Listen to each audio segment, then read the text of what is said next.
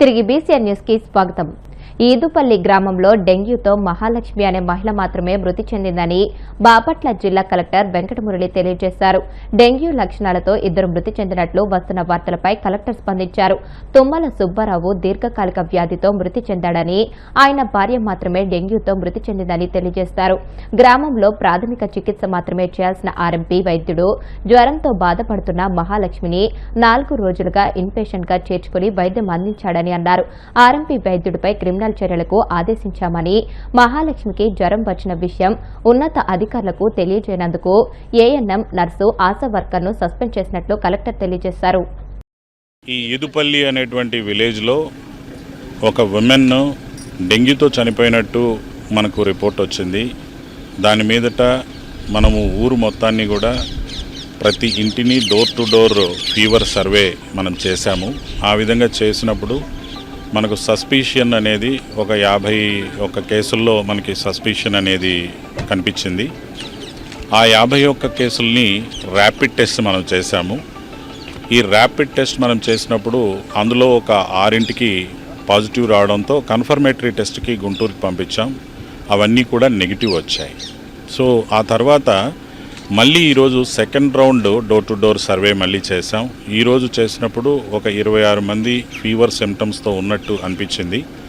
అందులో rapid test చేసినప్పుడు ఒక 6గురికి ర్యాపిడ్లో పాజిటివ్ అని కనపడింది. దాన్ని కూడా కన్ఫర్మేటరీ కోసం మళ్ళీ గుంటూరుకి పంపించాం. ఆ reports are awaited. So as of now ఇప్పటి వరకు మనం చూసుకుంటే ఒకే ఒక సింగిల్ కేసు డెంగ్యూ అనేది కనపడింది. ఆ కేసు కూడా ఆర్ఎంపీ డాక్టర్ ట్రీట్ చేశాడు. అతను బ్లడ్ టెస్టులు చేయించనీయకుండా 4 రోజులు కంప్లీట్గా అతని దగ్గరే పెట్టుకొని వైద్యం చేసి అతను వ్యాధి ముదిరిపోయిన తర్వాత చేతులు ఎత్తేసి గవర్నమెంట్ ఆసుపత్రికి పంపడం వల్ల ఇలా జరిగింది. ఆ ఆర్ఎంపీ మీద క్రిమినల్ కేసు బుక్ చేస్తున్నాము. అతనికి సంబంధించినటువంటి దాని గురించి పూర్తిగా అతని మీద సివియర్ యాక్షన్ తీసుకోవడం అనేది జరుగుతుంది. మరి ఇంకొక మేల్ పర్సన్ చనిపోయాడు. That is not a dengue case. ఆయన ఎక్కడ కూడా అన్ని టెస్టుల్లో గుంటూరులో కానీ ఇక్కడ కానీ ఏ టెస్ట్లో కూడా డెంగ్యూ పాజిటివ్ కాదు. ఆయన చాలా సంవత్సరాల నుంచి డయాబెటీస్ ఉన్నటువంటి క్రానిక్ డయాబెటీస్ పేషెంట్. సెల్యులైటిస్ కూడా ఆయన వ్యాధి ఉంది. అట్లనే ఆయనకి రీనల్ ఫెయిల్యూర్ జరిగింది. దానికి సంబంధించి అతని డెత్ జరిగింది తప్ప he is not a dengue positive case. As of now ఈ ఊర్లో 450 కుటుంబాలు ఉన్నాయి. 1700 మంది పాపులేషన్ ఉంది. ఒక్క డెంగ్యూ కేసు మాత్రమే డిటెక్ట్ అయింది. మిగిలినటువంటి ఎక్కడా కూడా డెంగ్యూ కేసు లేదు. ఈరోజు నేను కూడా ఊరు మొత్తం వీధి వీధి ఇల్లు తిరగడం జరిగింది. అన్ని చోట్ల కూడా పారిశుద్ధ్యం కానీ, సాలిడ్ వేస్ట్ కానీ, శానిటేషన్ గురించి, డ్రింకింగ్ వాటర్ గురించి కూడా రివ్యూ చేయడం జరిగింది. So there are no any issues. And drinking water గురించి ఏదైతే ఒక 160 ఫ్యామిలీస్కి రావాల్సింది ఉందో అది 15 డేస్లో ఆ ప్రాబ్లం కూడా సాల్వ్ అవుతుంది. తిరుమల భద్రతా అంశంపై టీటీడీ మాజీ చైర్మన్ భూమన కరుణాకర్ రెడ్డి అనవసర విమర్శలు చేయడం సరికాదని జనసేన తిరుపతి ఇన్ఛార్జ్ కిరణ్ రాయల్ అభిప్రాయపడ్డారు. తిరుపతిలో ఆయన మీడియాతో మాట్లాడుతూ తిరుమల భద్రతకు అనుగుణంగా 33 మఠాలలో పోలీసుల తనిఖీలు చేయడంలో తప్పేమీ లేదని స్పష్టం చేశారు. అలిపిరి చెక్ పాయింట్లోనూ భద్రతా చర్యలు మాదిరిగానే మఠాల్లోనూ భద్రత కోసం తనిఖీలు జరుగుతున్నాయని అన్నారు. నిన్న మొన్న తిరుమల తిరుపతి దేవస్థానం మాజీ చైర్మన్ భూమన కరుణాకర్ రెడ్డి గారు మాట్లాడుతూ ఆయన ఒక భాషలో సంస్కృతమైన తెలుగులో మాట్లాడుతూ తిరుమలలో మఠాలకు పోలీసులు నోటీసులు ఇచ్చారు. మఠాలలో చెకింగ్ చేయడం దారుణం, చెకింగ్లు చేయకూడదు, ఎవరైనా తీసుకెళ్ళచ్చు, మఠాల్లో ఏమైనా చేయొచ్చు, ఉగ్రవాదులు రావచ్చు, దాడులు చేయొచ్చు, దొంగలు కూడా దూరచ్చు, ఏమైనా చేసుకోవచ్చు, టీటీడీ అడగకూడదు అని ఒక సిద్ధాంతాన్ని తీసుకొచ్చుంటుంది మాట్లాడేది. అక్కడ రద్దీ ఎక్కువ ఉంటుంది కాబట్టి ఆ మఠాల్లో చెకింగ్ చేయాల్సిన అవసరం ఉంది కాబట్టి వచ్చే వాళ్ళని లగేజ్ చెకింగ్ చేస్తున్నాం. తప్పు కాదు, ఎందుకంటే తిరుమలకి ముప్పు ఉంది సంగతి అందరికీ తెలుసు. అలాంటిది చెకింగ్ చేస్తే తప్పు కాదు. ఆ చెకింగ్ చేయడం తప్పు చేయకూడదు, భక్తుల మనోభావాలు దెబ్బతింటుందంట. అలిపిరిలో చెక్ చేస్తున్నాం, పైన మఠాల్లో చెక్ చేస్తున్నాం. ఒకవేళ రేపు జరగడానికి ఏం జరిగిందనుకో అందరికన్నా ముందు ప్రెస్ మీట్ అయినా పెడతాడు. రేపు ఏమైనా జరిగింది అనుకోండి, రేపు ఆడేమో దొరికిందో ఏమో జరిగిందో అనుకుందాం, వెంటనే భూమన కరుణాకర్ రెడ్డి వెంటనే ప్రెస్ మీట్ పెడతాడు. ఆయన తిరుమలలో భద్రత డొల్లా, కూటమి వైఫల్యం, కూటమి సరిగా పట్టించుకోలేదు, పవన్ కళ్యాణ్ గారు ఏం చేస్తున్నారు, చంద్రబాబు గారు ఏం చేస్తున్నారు, బీఆర్ నాయుడు ఏం చేస్తున్నాడు, తిరుమల తిరుపతి దేవస్థానం సర్వనాశనం అయిపోయింది అని ఫస్ట్ మాట్లాడే వ్యక్తి ఎవరు? భూమన కరుణాకర్ రెడ్డి గారు. అందుకే మేము ఏం చేస్తాం, మీకు అవకాశం ఇవ్వకూడదు కాబట్టి, మేము భక్తులకి సేవ చేయాలి కాబట్టి, మేము భక్తులకి అందుబాటులో ఉండాలి కాబట్టి, మంచిగా ఈ పరిపాలన బాగుంది కాబట్టి ఇప్పుడు ఇలాంటిది భక్తులు సహకరిస్తారు. ఏ భక్తుడు వచ్చి కంప్లైంట్ చేయలే, మమ్మల్ని పోలీసులు ఇబ్బంది పెడతారు, పోలీసులు మమ్మల్ని చెక్ చేస్తారని ఏ భక్తుడు చెప్పలేదే. ఈయనకేమో అనిపించినట్టుంది. మనం చూడాలి బాగా ఈ కాపీ. నేను ఒకటే అంటానికి, ఒకవేళ ఇది చదివే ఓపిక లేకపోతే గత ప్రభుత్వంలో ఒక 5-6 మంది సలహాదారులు పెట్టుకున్నారు. ఆ సజ్జల గజ్జల అని ఒక ఆయన ఉన్నాడు, ఆయన ఎవరో ఇంకాయన కలాము బులాము ఎవరు ఉన్నారు, వీళ్ళంతా ఉన్నారు కదా. అప్పుడు పెట్టుకున్నారు, వీళ్ళంతా సలహాదారులు పెట్టుకున్నారు కదా. ఆ సలహాదారులది చదివిపించుకోండి ఒకసారి. ఏంటిది ఈ తెలుగులో చదివిపించుకోండి, తెలుగే కదా, మీకు అర్థమయ్యే భాషే కదా. ఈ భాషలో ఉంది కదా. ఏం రాశారు? మఠాలకు ముప్పు ఉంది, చెక్ చేయడం తప్పు కాదన్నారు. దాని మీద ఆరోపణలు చేయడం కరెక్ట్ కాదు.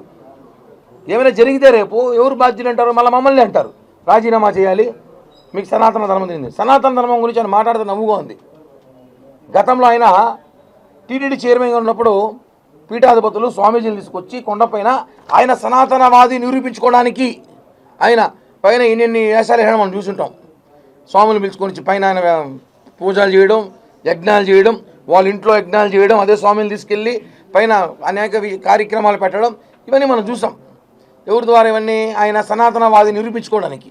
అది నాటకం. నిజమైన సనాతనవాది ఎవరున్నారంటే జనసేన పార్టీ అధ్యక్షుడు పవన్ కళ్యాణ్ గారు మాత్రమే. ఇది నేను దీంట్లో డౌటే లేదు, క్లియర్.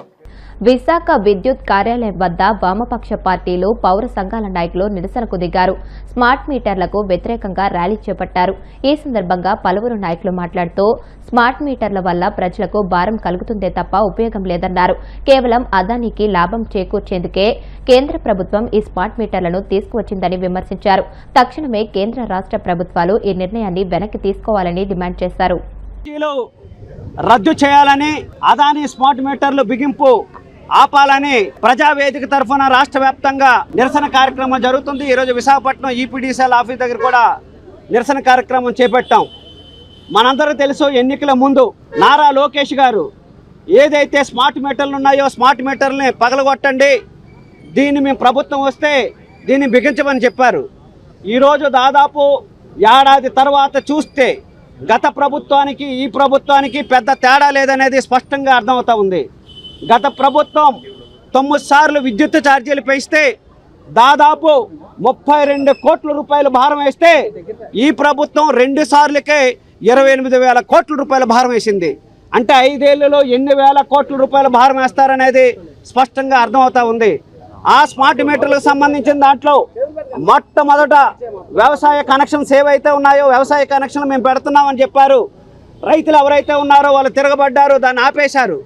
ఆ తర్వాత ఏదైతే ప్రభుత్వ సంస్థలు ఉన్నాయో సంస్థల్లోకి అట్లాగే కమర్షియల్ కాంప్లెక్స్లు ఏవైతే ఉన్నాయో దానికి పెడతామని చెప్తున్నారు. కమర్షియల్ కాంప్లెక్స్కి సంబంధించి గ్రామీణ ప్రాంతంలో అదాని మీటర్ పెట్టుకున్న తర్వాత ఒక చిన్న పాన్ షాప్ ఆయనకి 17,000 రూపాయలు వచ్చింది. ఆయన క్లోజ్ చేసుకున్నాడు. వాస్తవంగా మనమధరావు అని ఆయన ఇట్లాంటివి చిన్న చిన్న షాపులు ఏవైతే ఉన్నాయో రోడ్డు వ్యాపారస్తులు ఎవరైతే ఉన్నారో వాళ్ళందరూ గగ్గోలు పెడతా ఉన్నారు. అదే కాదు, చిన్న చిన్న హోటల్స్ కూడా గగ్గోలు పెట్టే కార్యక్రమం జరుగుతూ ఉంది. ఇది కాకుండా ఇప్పుడు అపార్ట్మెంట్లకి అట్లాగే నివాస ప్రాంతాలకు కూడా స్మార్ట్ మీటర్లు బిగిస్తామని చెప్తున్నారు. ఫేజ్ మేనర్లో ఈ రాష్ట్రంలో 2 కోట్ల మీటర్లు బిగించాలని ఈ రాష్ట్ర ప్రభుత్వం కృతనిశ్చయంత ఉంది. మొదటి ఫేజ్లో 41 లక్షల మీటర్లు పెట్టాలని, తర్వాత సెకండ్ ఫేజ్ థర్డ్ ఫేజ్లో పెట్టాలని. మరి ఇది అదానీ మీటర్లు. అదానీ మీటర్లకి ఈ కూటమి ప్రభుత్వం ప్రమోటర్గా ఉన్నారా అని మేము అడగదలుచుకున్నాం. ఓవైపున మోడీ గారు 2020 విద్యుత్తు సంస్కరణ బిల్లు ఏదైతే ఉందో అదానీకి అనుకూలంగా ఆ బిల్లు మార్చారు.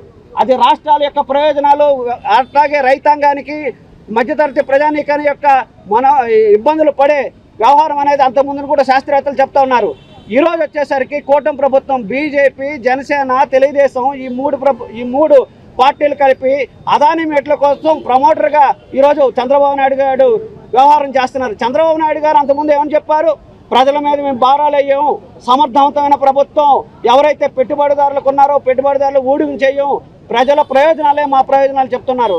ఈ స్మార్ట్ మీటర్లకు సంబంధించి వివరాలు తీసుకుంటే ఆ మీటర్ వాడినా వాడకపోయినా 1000 రూపాయలు బిల్లు వచ్చేసే పరిస్థితి వచ్చేస్తుంది. అదానికి కంపెనీలు వీళ్ళకి ఓట్లు వేశారా? లేదు అనుకుంటే ప్రజలు ఓట్లేశారనేది స్పష్టంగా చెప్తున్నాం. ఇలాంటివి ప్రయత్నం చేసినప్పుడు ఏవైతే స్మార్ట్ మీటర్లు ఉన్నాయో ఆ స్మార్ట్ మీటర్ల కోసం అసెంబ్లీలో చర్చించాలి. తెలంగాణ రాష్ట్రం మేడ్చల్ పట్టణంలోని మార్కెట్ రోడ్లో ఓ ఇంట్లో వంట గ్యాస్ సిలిండర్ పేలిన ఘటనలో ఒకరు మృతి చెందగా ముగ్గురికి తీవ్ర గాయాలయ్యాయి. పేలుడు దాటికి ఇల్లు పూర్తిగా ధ్వంసమైంది. పేలుడు సమయంలో ఇంటి ముందు రోడ్డుపై నడుచుకుంటూ వెళ్తున్న యువకుడికి సకలాలు బలంగా తగలడంతో అక్కడికక్కడే మృతి చెందాడు. పేలుడు సమయంలో ఇంట్లో ఉన్న ముగ్గురికి తీవ్ర గాయాలు కావడంతో స్థానికులు సమీపంలోని ఆసుపత్రికి తరలించారు. షార్ట్ సర్క్యూట్ వల్ల పేలుడు జరిగిందా లేక గ్యాస్ లీకేజీ వల్ల జరిగిందా అనే విషయంపై పోలీసులు దర్యాప్తు చేస్తున్నారు. వార్తలు ముగించే ముందు ముఖ్యాంశాలు మరొకసారి.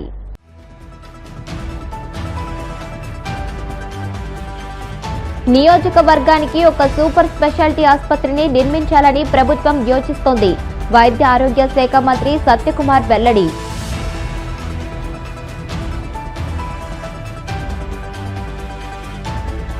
మంగళగిరి జనసేన పార్టీ కార్యాలయంలో జనవాణి కార్యక్రమం. ప్రజల నుంచి అర్జీలు స్వీకరించిన కాకినాడ రూరల్ ఎమ్మెల్యే పంతం నానాజీ.